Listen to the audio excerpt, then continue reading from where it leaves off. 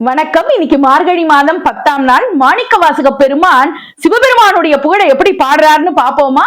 பாதாளம் ஏடினும் கீழ் சொற்கழிவு பாதமலர் போதார் புனைமுடியும் எல்லா பொருள் முடிவே பேதை ஒருபால் திருமேனி ஒன்றல்லன் வேத முதல் விண்ணோரும் மண்ணும் துதித்தாலும் ஓத உலவா ஒரு தோழன் தொண்டருளன் கோதில் குலத்தான் தன் கோயில் பிடா பிள்ளைகாள் ஏதவன் ஊர் ஏதவன் பேர் யார் உற்றார் யார் அயலார் ஏதவனை பாடும் பரிசேலோர் எம்பாவாய் அப்படின்னு ரொம்ப அழகா பாடுறாங்க பாவை நோன்பு நோக்கிற பெண்கள். பாவை நோன்பு நோக்கிற பெண்கள் எல்லாம் சேர்ந்து பாடுறாங்க எம்பெருமானுடைய பெருமையை. எம்பெருமான் எப்படிப்பட்டவன் தெரியுமா? பாதாள உலகங்கள் 7 உலகங்களை கடந்தாலும் கூட காண முடியாத அரிய பரம்பொருள். தலையில் அழகான மலர்களை எல்லாம் சூடி இருக்கிற எம்பெருமான் வானத்தை கடந்தவன், எல்லைகளை எல்லாம் கடந்து நிற்கக்கூடியவன். அங்கேயும் அவனை காண முடியாது. அப்படி காண முடியாத அரும் பெரும் பொருளாகிய அந்த எம்பெருமான் தன்னில் பாதியை சக்தியாக கொண்டவன். சக்திக்கு தன ஒரு பாதியை கொடுத்தவன் இல்லையா? பெண்ணுக்கு சம உரிமை கொடுத்தவர் இல்லையா எம்பெருமான்? அதனால உமையொரு பாகனா காட்சி கொடுக்கக்கூடியவர் அந்த எம்பெருமான்.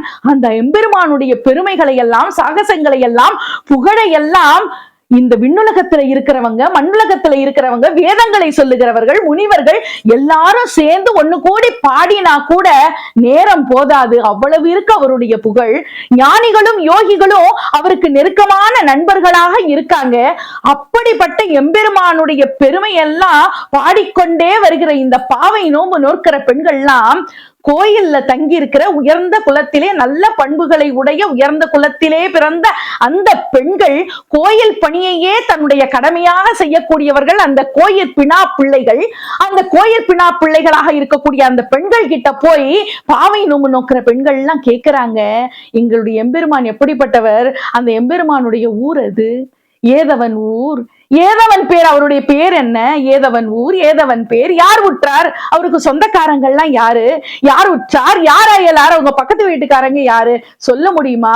அந்த எம்பெருமானுடைய அருள் எங்களுக்கு கிடைக்கணும் இல்லையான்னு ரொம்ப அழகா எம்பெருமானுடைய பெருமைகளை எல்லாம் பாடி பாடி அவருடைய விலாசத்தை கோயிற்பிணா பிள்ளைகள் கிட்ட போய் பாவை நோன்பு நோக்கிற பெண்கள் கேட்கிற மாதிரி பாடியிருக்கார் மாணிக்கவாசக சுவாமிகள்.